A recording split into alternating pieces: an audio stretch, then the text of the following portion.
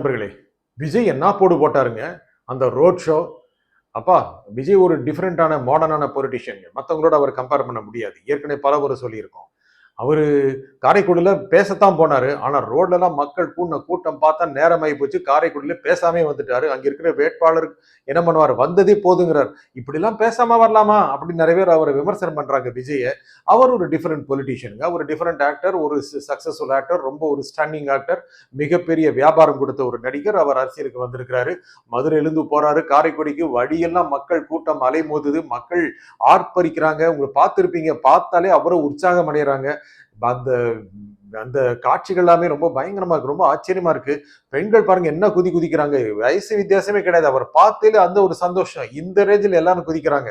இது அவரை பார்த்த ஒரு திரைநடிகரை நேரில் பார்க்கின்ற ஏதோ சினிமாவே நேர்ல நடக்கிற மாதிரி அந்த மாதிரி உணர்வு இல்லை.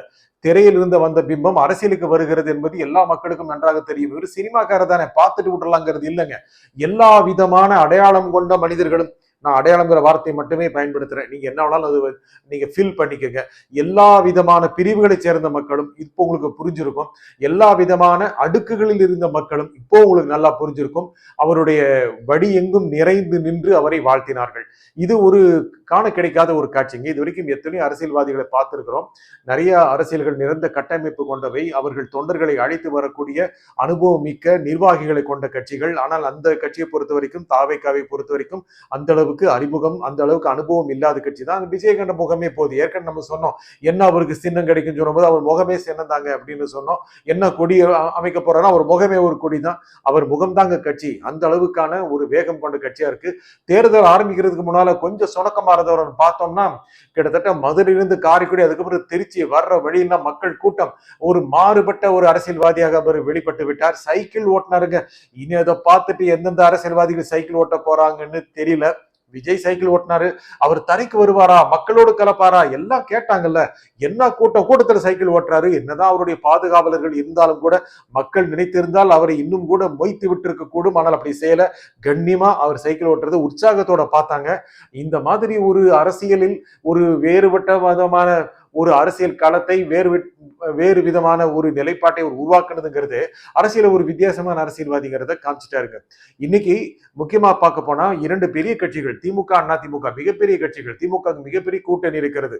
அவர் தொடர்ந்து ஆட்சியில் 5 ஆண்டுகள் ஆட்சியில் இருந்திருக்கிறார்கள். பல நலத்திட்டங்களை மக்களுக்கு வழங்கி இருக்கிறார்கள்.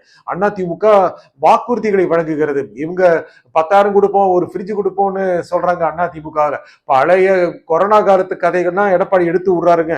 அதுக்கு எதிர்வினை ஆற்ற வேண்டிய நிலைக்கு ஸ்டாலின், நாங்க பண்ணாத கொரோனா சேவையா? இந்த கொரோனாவுக்கு எதுக்கு இந்த அரசியல்வாதி ஞாபகப்படுத்துறாங்க? என்னத்துக்கு? இப்போ 5 வருஷம் ஆகி போச்சு இல்ல, கொரோனாவை டாட்டா கட்டி அனுப்பிச்சாச்சு. இப்போ வேற விஷயங்கள் மக்களுக்கு தலைவலியா வந்து விடிஞ்சிருக்கு.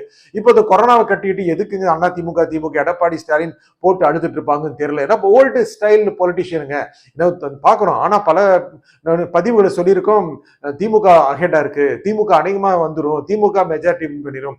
ஆனா திமுக மெஜாரிட்டி வின் பண்ணவும் நிலைமை இருக்கு. தாவேக்காவை பொறுத்த வரைக்கும் 6 சீட்டுகள் ஜெயித்தால் 2 திராவிட கட்சிகளுமே பெரும்பான்மை பெறாது. தொடர்ந்து நாங்க 5 மாதங்களா சொல்லிட்டு வரோங்க. நிலைப்பாட்டுல மாற்றம் இல்லை. விஜய் இப்போ எடுத்திருக்கிற அந்த டாப் கியரை பார்க்கும்போது இன்னும் மிகப்பெரிய அளவுக்கான தாக்கத்தை கொடுப்பாருங்கிறது நல்லாவே தெரியுது. திமுக வந்துடும், நம்ம எதிர்கட்சி ஓட்டுகள் நல்லா பிரிஞ்சு கிடக்கு. ஆகையால விஜய் பிரிக்கிறாரு, அதிமுக பிரிக்குது, சீமான் பிரிக்கிறாரு, திமுக ஒரு பெரிய வெற்றியை பெற்றிருந்து சொன்ன பல செய்தியாளர்கள், என்னுடைய சேனல்ல பேட்டி கொடுத்தவங்க கூட இப்போ அவங்க ஒர்க் பண்ற பத்திரிகையில எழுதுறாங்க, தன்னுடைய முகநூல் பக்கங்களை எழுதுறாங்க, திமுக கொஞ்சம் ஸ்ட்ரகிள் பண்ண மாதிரி இருக்கு. ஏங்க அப்படி உங்களை போனை போட்டு கேட்டா, டவுன் சவுத்துல போய் பேட்டி எடுக்கும்போது விஜய் கணிசமான ஓட்டுகள் எடுக்கிறாரு. அதிமுக தான் எடுக்கிறாரு மட்டும் இல்ல, திமுக நிறைய ஓட்டு எடுக்கிறாரு. அவருடைய ரேட்டு ஏற ஏற, அதாவது ஓட்டு ஏற ஏற 2 கட்சிகளையும் பாதிக்கிறாரு. திமுக ஒரு பெரிய கட்சி, அதிக வாக்குகளை பெற்ற கட்சி, அவகிட்ட நிறைய எடுத்துட்டு வர மாதிரி தெரியுது. இதனால திமுக இப்போ இருக்கிற நிலைமையை பார்க்கும்போது மிகப்பெரிய வெற்றி பெறுமா அல்லது வெற்றியை பெறுமாங்கிறது சந்தேகத்தை அவர் பதிவு பண்ணியிருக்கிறார். அவரு கருத்தை நான் சொல்றேன். ஆனா திமுகவுக்கு இன்னும் கூட சாதகமான அம்சம் இருக்கு அப்படின்னு நம்ம நினைக்கிறோம். ஆனா விஜயுடைய அலை பார்க்கும் பொழுது எல்லா இடங்களிலும் பரவி பெரிய கட்சிகளுக்கு மிகப்பெரிய பாதிப்பு கொடுத்துருங்கிற மாதிரி தெரியுதுங்க. அதுதான் இப்ப தெரியுது. விஜய் பாதிப்பை கொடுத்துருவாரு. நிச்சயமா பாதிப்பு கொடுப்பாரு, கணிசமான பாதிப்பு கொடுப்பாரு. அவர் இன்னும் கூட இந்த தேர்தலுக்கு முன்பாகவும் தேர்தலின் போதும் அதிக அளவுக்கான பிரச்சாரங்களை மேற்கொண்டிருந்தால் அவர் ஒரு பெரிய ஸ்வீப் அடிச்சிருப்பாரு. இப்ப மட்டும் என்ன அடிக்க மாட்டாரா அப்படின்னு கமெண்ட் போடுவீங்க. என்னங்க அவர் நிச்சயமா சீட்டு ஜெயிப்பாரு, இவர் தான் ஆட்சி அப்படின்னு. நாம இப்போ இருக்கிற நிலைமையை பார்த்து பேசுறோங்க, எந்த கட்சி சார்பாகவும் பேசுறது இல்ல. விஜய் என்னங்க விஜய் போக விட்டாங்களா அப்படின்னு நிறைய பேர் கேட்கறாங்க, கமெண்ட்ல கேட்கறாங்க. நிறைய தடை இருந்துச்சு, இல்லைன்னு சொல்லல. இன்னைக்கு பார்க்கும்போது விஜய்க்கான பாதுகாப்பு அதிகமா இருந்துச்சு. தேர்தல் ஆணையம் இன்னும் கூட அதிக அளவுக்கான பாதுகாப்பை கொடுத்திருக்கு. மக்கள் அப்படி விடுறாங்க. அங்க விடுங்க, பார்த்தோம்னா ஓடி வந்த பசங்க எல்லாம் 15-16 வயசு பசங்களா கூட இருக்கலாம். இவங்களுக்கு ஓட்டு கிடைக்குமா, இவங்கள ஓட்டு இருக்காம, இவங்க எல்லாம் ஓட்டு போட போறவங்க. இதுல என்னன்னா விஜய் கொடுக்கிற தாக்கம் இருக்கு இல்லையா, அது மத்தவங்க ரொம்ப பெரிய தாக்கத்தை ஏற்படுத்துது. அவருடைய பேச்சு, அவருடைய பிஹேவியர் எல்லாமே முதலமைச்சர் கூட பேசுறது பாருங்க. அந்த கொரோனா பேச்சு எடப்பாடி பேசுனதுக்கு அப்புறம் தான் ஸ்டாலின் பேசுறாரு. எதுக்காக அது பேசணும், எதுக்கான அவசியம் எனக்கு சொல்லுங்க. தேவையே இல்லாத பேச்சு அல்லவா. எடப்பாடியை எடுத்து விட்டாரு கொரோனா காலத்தில் இது நடத்த நான் திரும்ப சொல்ல விரும்பல. ஸ்டாலின் என்ன சொல்றாருன்னு, திட்டங்கள் இருக்கிற வரைக்கும் தான் வாழ்வார் அப்படின்னு சொல்றாரு. எதுக்காக அந்த மாதிரி சொல்லணும், அது மாதிரி நெகட்டிவ் தானே, நம்பிக்கையோட சொல்றாரு. பட் இருந்தாலும் ஒரு அரசியல்வாதி இந்த மாதிரி நெகட்டிவா இருக்க கூடாதுங்க. அந்த மாதிரி நெகட்டிவ் இருக்கிறது ரொம்ப கஷ்டம். அந்த மாதிரி இருந்தாலும் அவங்க என்ன மாதிரி தேர்தலை அணுகுறாங்க அப்படிங்கிறது தெரியுது. அப்படிலாம் அணுகக்கூடாது. ஆனா விஜய் அந்த மாதிரி கலகத்தை ஏற்படுத்திட்டாருங்க. அந்த மாதிரி கலகத்தை ஏற்படுத்திட்டாரு.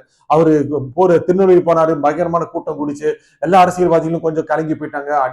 அவங்க கூட்டணியில இருக்கிறவங்க எல்லாரையும் கொண்டு வந்து நிறுத்துறாங்க. விஜய்க்கு தனியா போறாருங்க, தனி கட்சிங்க, மிகப்பெரிய அனுபவம் கொண்ட நிர்வாகிகள் கூட கிடையாது. எல்லாம் அந்த அளவுக்கு ஆர்ப்பரிச்சு கூட்டம் கூடுறாங்க. போற ஊர்ல எல்லாம் சொல்லி வச்சுட்டா கூட்டத்தை கூடுவாங்க, இல்ல அப்படி கூடுறாங்க.